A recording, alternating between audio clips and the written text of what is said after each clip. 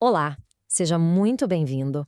Hoje a gente vai fundo em um dos conceitos mais centrais. E olha, talvez um dos mais misteriosos da teologia cristã: a regeneração. O que é que significa de verdade nascer de novo? Pois é, vamos entender isso juntos. E tudo começa, na verdade, com essa afirmação aqui de Jesus. E perceba, não é uma sugestão nem um conselho, é uma declaração categórica, absoluta. Sem esse tal de novo nascimento, simplesmente não dá para ver o reino de Deus. Isso de cara já deixa uma pulga atrás da orelha, não é mesmo? E aí vem a pergunta de Nicodemos, que, vamos combinar, é super lógica. O cara era um mestre da lei, uma autoridade. E ele escuta isso e fica perplexo. Ele está pensando de forma literal, física. E é justamente essa confusão dele que é o nosso ponto de partida para a gente entender o que está em jogo aqui. Então, para a gente conseguir desvendar esse mistério, a gente precisa voltar no tempo. Imagina a cena. Aquela noite, em Jerusalém, um estudioso importante procurando por respostas. Vamos tentar visualizar isso. Nicodemos, ele não era qualquer um. Era um fariseu, um membro do Sinédrio, tipo parte da elite religiosa da época. E ele vai procurar Jesus à noite, né? Provavelmente para evitar fofoca, evitar polêmica. Mas, mesmo assim, ele chega e reconhece, ele fala abertamente: Rabi, a gente sabe que o Senhor é um mestre que veio de Deus.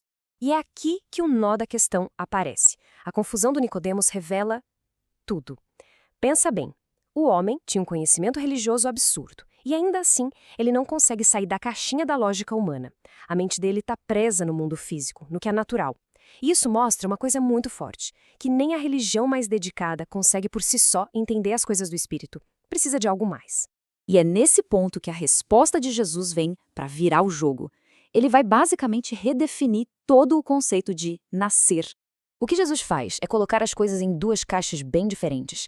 De um lado, tem o nascimento da carne, sabe? O nosso nascimento físico, de origem humana, que resulta numa natureza, bem, carnal. Do outro lado, tem o nascimento do espírito. Esse tem origem divina, é espiritual e gera uma natureza completamente nova. A sacada aqui é a seguinte: não se trata de dar uma melhorada no que a gente já é sobre receber algo que não existia antes, algo totalmente novo. O nome técnico para isso na teologia é regeneração. A palavra vem do grego, palingenésia, que quer dizer literalmente nascer de novo, ou novo nascimento. E olha, não é uma reforma na fachada, sabe? É uma transformação que acontece lá dentro, no fundo. Um verdadeiro milagre, feito pelo Espírito Santo que faz da pessoa, como a Bíblia diz, uma nova criatura. E para explicar como essa coisa funciona, já que é algo tão misterioso, Jesus usa uma analogia que é simplesmente genial: a do vento. Pensa um pouco no vento. A gente não consegue ver o vento, certo? E muito menos controlar para onde ele vai. Ele simplesmente sopra onde quer, é soberano. Mas a gente vê os efeitos dele por toda parte. As folhas balançando, o cabelo da gente bagunçando, a gente sabe que ele está lá. Então, com a obra do Espírito é a mesma coisa. É uma ação divina misteriosa que está totalmente fora do nosso controle. Só que os efeitos na vida de alguém? Esses são bem reais e todo mundo consegue ver. E é importante entender que essa regeneração não acontece do nada, como um ato isolado. Na verdade, faz parte de uma grande operação divina, super coordenada. Vamos ver como cada peça se encaixa?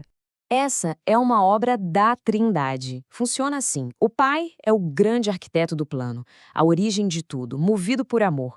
O Filho, Jesus, é quem viabiliza o plano. É ele que, com sua morte e ressurreição, abre o caminho, paga a conta, digamos assim, e aí entra o Espírito Santo, que é o agente em campo. É ele que vai lá e aplica, que efetua essa transformação no coração da pessoa. Cada um tem um papel claro e fundamental nisso tudo. Tá bom, mas aí fica a pergunta: se a mudança é por dentro, como é que a gente sabe que ela aconteceu de verdade? Como ela se mostra para o lado de fora? A Bíblia fala de alguns sinais bem práticos, bem visíveis. O primeiro sinal, e talvez o mais imediato, é a justificação. Pensa nisso como uma mudança de status legal. A pessoa que antes era considerada culpada, agora, pela fé, é declarada justa diante de Deus. E o ponto crucial é: não tem nada a ver com mérito próprio. É tudo por causa da justiça de Cristo que é creditada a ela. É como se um juiz, no tribunal, não só perdoasse o réu, mas declarasse ele inocente, com a ficha limpa. Logo depois da justificação, começa um processo que dura a vida inteira: a santificação. Gosto de pensar assim: se a regeneração é o momento do nascimento, a santificação é o processo de crescimento. É a caminhada, sabe? Aquela jornada de ir se afastando do pecado e, pouco a pouco, dia após dia, se tornando mais parecido com Cristo, no jeito de ser, nas atitudes. E essa caminhada nos leva à evidência mais concreta de todas, o que a Bíblia chama de fruto do Espírito. Amor, alegria, paz, paciência, toda aquela lista. O mais legal é que essas 9 virtudes não são tipo uma lista de tarefas para a gente tentar cumprir na força do braço, de jeito nenhum. Elas são um resultado natural. A colheita, sabe, é o que brota quando essa nova vida do Espírito está crescendo lá dentro.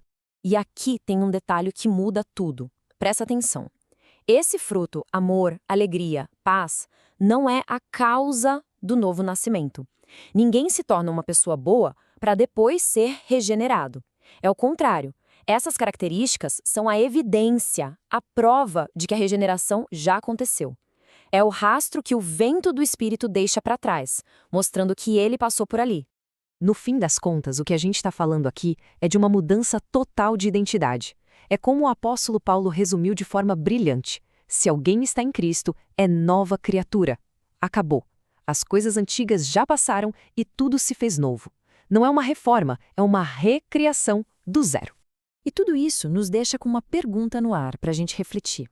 Se essa vida nova é um presente, um dom totalmente divino, uma obra soberana do Espírito, como é que se vive essa transformação na prática, no dia a dia? O que significa, de verdade, colocar para fora essa nova identidade no mundo em que a gente vive? Fica aí a reflexão.